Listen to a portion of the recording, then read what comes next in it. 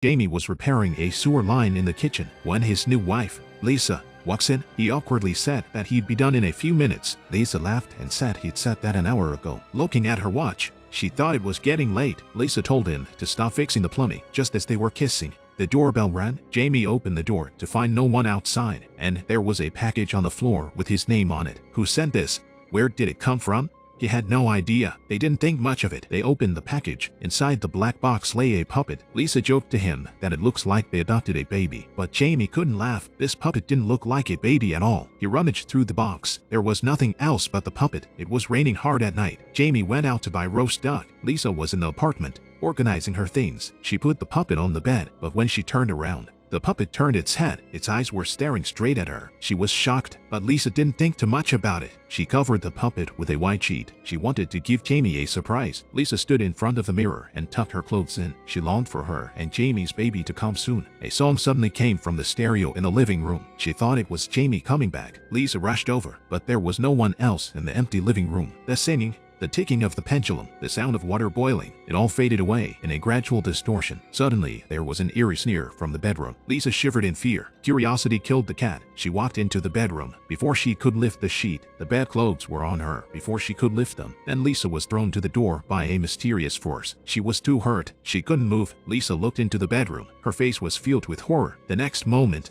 she was dragged into the room by an evil force. I don't know how long it took. Jamie returned to the apartment with roast duck and a rose. Just as he entered the door, he heard the cattle screaming. He called out to Lisa as he dealt with it. He heard the sound coming from the bedroom. Jamie spoiled himself by saying it looked like she had a surprise for him. The blood in the hallway made Jamie's feet slip. Jamie asked aloud what was going on. Lisa's voice rang out again. I've got a surprise for you. Come on over. Looking at the bulging sheets, Jamie told her not to joke about it. It's not funny. When Lisa didn't budge, Jamie ripped off the sheet. Lisa, who was hiding underneath, was dead. Her mouth was ripped open. Her tongue was gone. Jamie was scared out of his wits. With no tongue, how did Lisa talk?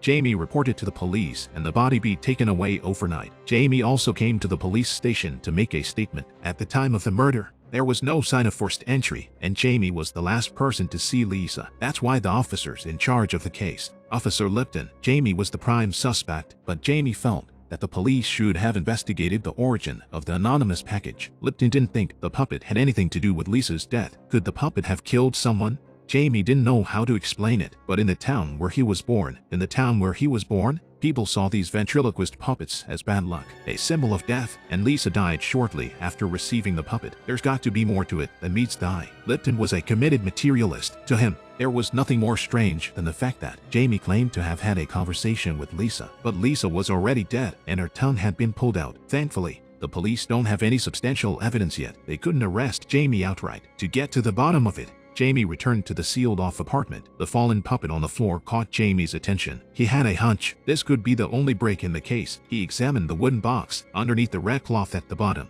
he found a poster for a show from the last century. Mary Shaw and Billy Are Waiting for You at the Ravensfield Theater. Jamie took the puppets with him and returned to his hometown of Ravensfield, a town he hadn't seen in years. What he didn't expect, the streets of Ravensfield are now in a state of disrepair. He returned to his old villa. The caretaker was a young woman with blonde hair. Her name was Ella, Jamie's stepmother. Jamie wasn't surprised because after his mother's death, his father, Edward, soon married a beautiful young woman, and Ella was his third wife. The life of an old married man and a young married woman was wonderful, but his father's health was deteriorating. He was pale and wheelchair-bound. He was in a wheelchair and needed oxygen from time to time. Ella told Jamie, 2 months ago, Edward was still recovering from a stroke. Jamie and his father never had a good relationship, but why hadn't his father told him about this?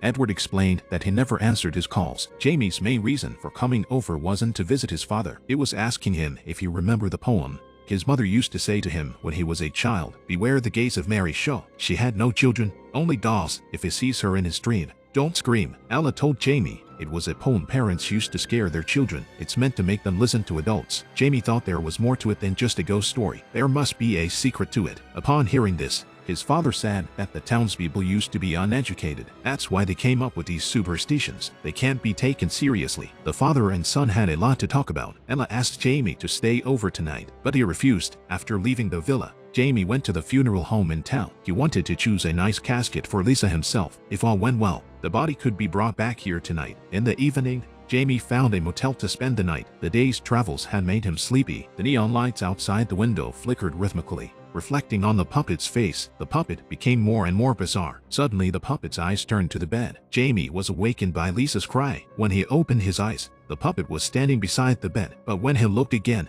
the puppet was sitting in the same chair. Jamie was so frightened that he lost all sleep. In the alternating light, he saw a figure. She was no other than Mary Shaw.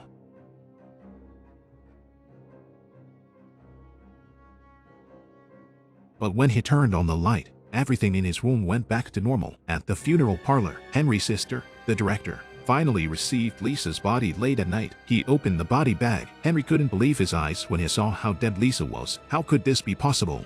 In the midst of his shock, he heard the voice of his wife, Annie. Annie wasn't in her right mind. She was hiding in the dark basement, muttering that she can't be found hiding in here. Only after old Henry's reassurance did Annie go back to her room to sleep. After seeing her off, Henry's sister turned on his camera to take the last picture of Lisa's life. The next day after the funeral, Jamie went into the forest near the cemetery. Here he met Annie, who was attending the funeral. The old man told Jamie that Lisa had been killed by Mary Shaw. Lisa was killed by Mary Shaw. She's here, and everyone's in danger. Before Jamie can figure it out, old Henry comes along. He takes his wife and tells Jamie not to worry about what he says. But on their way out, Jamie could still hear something Annie said. He must burn the puppets. End of episode 1. Updated daily and more on my channel.